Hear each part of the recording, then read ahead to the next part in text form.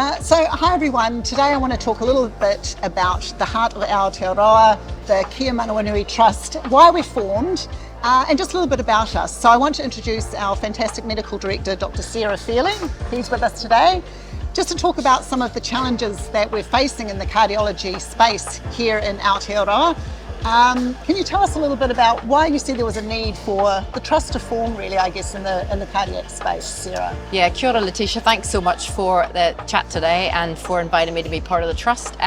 So I think healthcare professionals, I think we all know that the healthcare system is under significant pressure at present.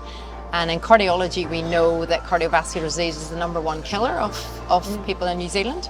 And actually we can see that there are disparities also, and there's issues about equity in terms of how certain diseases in cardiology affect certain subsets of our populations.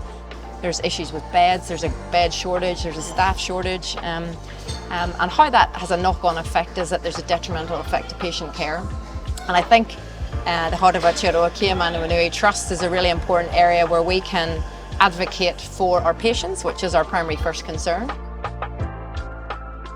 That's a good point that you raised. I mean, if you're living in a very remote area, is it harder to access things? Is it equitable around the country? How do long waiting lists have an impact for things like echocardiograms? I mean, are some regions waiting a long time for an echo? Yeah, certainly there's a huge variation across the country, and we know that in some areas an echocardiogram, which is a scan of the heart to help detect heart muscle problems or valve problems in the heart, and the treatment and identification of those is time critical.